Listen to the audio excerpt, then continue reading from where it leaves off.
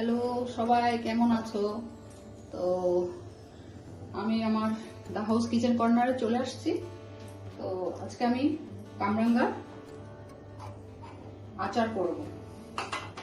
তার জন্য এই কামরাঙ্গার গুলোকে এভাবে পিস পিস করে কেটে নিয়েছি। এভাবে পিস পিস করে কেটে নিয়েছি আর ধুয়ে নিয়েছি, রোদ্দুতে শুকিয়ে নিয়েছি অল্প। আর কালো কালো শস্য আর সাদা শস্য পেস্ট করে নিয়েছি। আর পাঁচফোড়ন, এখানে তো সবকিছু আছে, রাঁধুনি পাঁচফোড়ন আছে, রাঁধুনি আছে, কালো জিরা আছে, সবকিছু আছে, ধনিয়া আছে, সব একসাথে গুঁড়ো করে নিয়েছি। পাঁচফোড়নকে গুঁড়ো করে নিয়েছি আর সাদা শস্য কালো সদ্য গুঁড়ো করেছি। চিনি নিয়েছি অল্প, নুন, হলুদ গুঁড়া আর কাশ্মীর কালার করে আর শুকনো লঙ্কা। তো আর মিঠা তেল তো লাগবেই। তো আমি রেসিপিটা শুনলে আমি এখন গ্যাসটা ধরাচ্ছি, ধরিয়ে এখানে একটা বসিয়ে দিচ্ছি, দিয়ে কিছু মিঠা তেল, সরষের তেল দিচ্ছি, গরম হবে।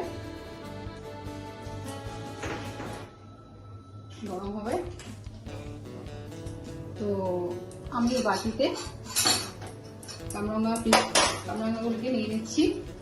এভাবে করে পিস করে কেটে নিয়েছি কামরাঙ্গাগুলো নিয়ে নিচ্ছি। এভাবে পিস করে নিয়ে নিলাম কামরাঙ্গাগুলোকে। নিয়ে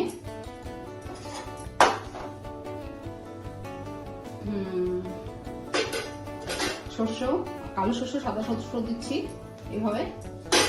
আর পাঁচফোড়ন গুঁড়াটা দিচ্ছি, পেস্ট করে নিয়েছি। দিয়ে চিনি দিচ্ছি আর অল্প নুন দিচ্ছি, অল্প হলদি দিচ্ছি, হলদি গুঁড়া আর কাশ্মীরি কালার মরিচ দিচ্ছি। দিয়ে আমি এটাকে ম্যারিনেট করে নিচ্ছি কিছু সরষে তেল দিয়ে।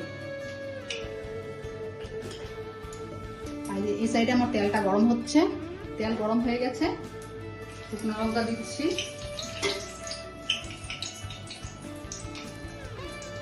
তেলটা গরম হয়ে গেছে। আর এখানে কামরাঙ্গাগুলো দিয়ে সব মশলা দিয়ে ম্যারিনেট করে নিয়েছি। এখন আমি সেই তেলে দিয়ে দিচ্ছি, দিয়ে তারপর আমি বোতলে ঢেলে নেব। এভাবে কামরাঙ্গা চাটনি, আচার করছি, কামরাঙ্গা আচার। আপনারা অবশ্য করে আমাকে কমেন্টে জানা গেছে আমার কামরাঙ্গা চাটনি। আমি এইভাবে বোতলে ভরে নিচ্ছি, ঠিক আছে? তাহলে দেখুন আমার কামরাঙ্গার আচার কমপ্লিট হয়ে গেছে। তাহলে আজকে রাখছি। তাহলে আপনারা করে আমাকে অবশ্যই জানাবেন আপনারা কেমন আছেন।